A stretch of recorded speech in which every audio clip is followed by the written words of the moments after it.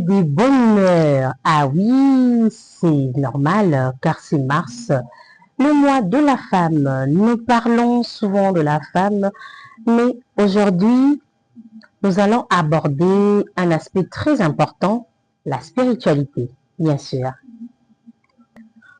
Notre thème est la femme et la spiritualité, force intérieure et influence dans la société. Bienvenue dans YAC sur vos écrans, dans votre émission Le Profil. Nous allons nous poser des questions pour comprendre davantage le sujet. C'est parti. La spiritualité joue un rôle important, je dirais même très important, dans la vie de nombreuses femmes. Mais d'abord, qu'est-ce que la spiritualité? Et la dimension intérieure et profonde de la vie d'une personne qui concerne sa relation avec Dieu, ses valeurs, sa connaissance et le sens qu'elle donne à sa vie. Et je tiens à préciser une chose, quand je parle de spiritualité, je parle de Jésus-Christ de Nazareth, de Dieu d'Israël. Ah oui. Dans la famille, dans l'église et dans la société, la femme est souvent celle qui entretient la foi, la prière et les valeurs morales. La Bible nous rappelle, elle, dans le livre de Proverbes 31-30, la grâce est trompeuse, la beauté est vaine, la femme qui craint l'Éternel est celle qui sera louée.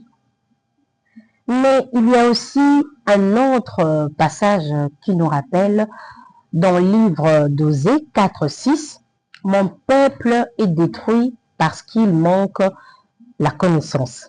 Vous êtes d'accord avec moi? Alors la question que nous pouvons nous poser aujourd'hui est la suivante. Est-ce que nous femmes comprenons réellement la spiritualité? Aller à l'église, prier, avoir de responsabilités dans l'église, faire des offrandes.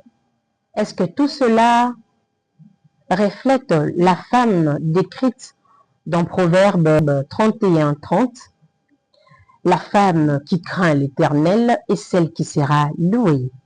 Mais sommes-nous vraiment ces femmes qui craignent l'Éternel? Ou montrons-nous simplement une apparence de spiritualité? La spiritualité est un sujet profond. Certains pensent qu'ils connaissent Dieu, mais la vérité est que nous apprenons tous chaque jour. On voit parfois de femmes partir à l'église très tôt et revenir très tard le soir. Mais une question se pose aussi. Comment trouver l'équilibre entre la prière et les responsabilités de la vie? Un grand principe chrétien est résumé dans la phrase « Prier et travailler » d'après Saint Benoît. Aller à l'église parce que seulement on a acheté de nouveaux habits ou on a changé de coiffure. Certes, nous aimons tous honorer la maison de Dieu, en étant chic bien sûr. Mais cela ne doit pas nous empêcher de répéter les mêmes habits ou même garder la même coiffure. C'est pourquoi une citation dit « J'ai cherché les mondes et je l'ai trouvé dans les églises. Je suis Katine Tsekoko Bolinga, Madame Bompaka, alias Maman Boli. Abonnez-vous encore et encore pour plus d'informations. » Il y a aujourd'hui des femmes à la maison qui prient très fort. On peut même entendre leurs prières jusqu'à l'extérieur. Parfois, cela devient une manière de montrer aux autres qu'elles prient plus que tout le monde. Certaines femmes laissent même leur maison dans le besoin pour rapporter tout leur argent à l'église. Pourtant, on oublie souvent que la charité bien ordonnée commence par soi-même. Pire encore, certaines femmes vivent dans l'ignorance jusqu'à aujourd'hui.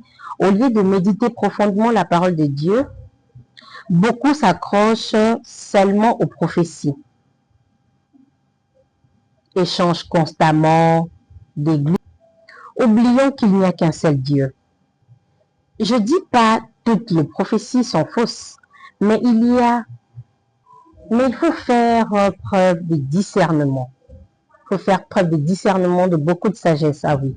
Certaines prophéties parlent de division dans le famille, de sorcellerie. Souvent, nous, les femmes, commettons l'erreur d'accepter tout sans réfléchir. Comme par exemple, on peut me dire ton père ou ta mère est sorcier, mais cela ne doit pas t'empêcher de prier pour eux.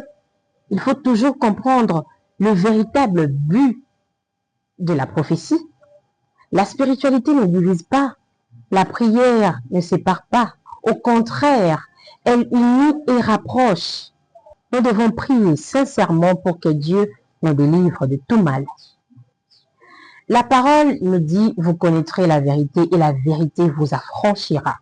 Jean 8, 32. C'est quoi la vérité? C'est la parole de Dieu. Quand nous sommes enfants de Dieu, nous ne devons pas paniquer devant chaque prophétie.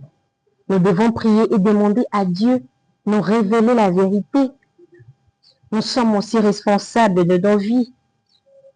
Nous sommes le prophète de notre propre destinée.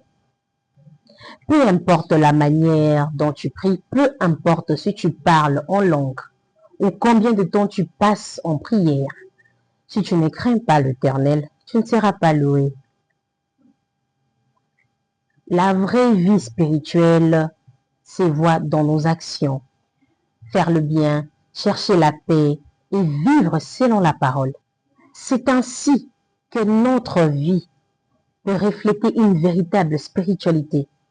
Et c'est pour cela que je dis, la femme et la connaissance peuvent briser l'ignorance et transformer la société. Merci de nous avoir suivis. Prenez soin de vous car la vie est belle. Je vous retrouve à très vite.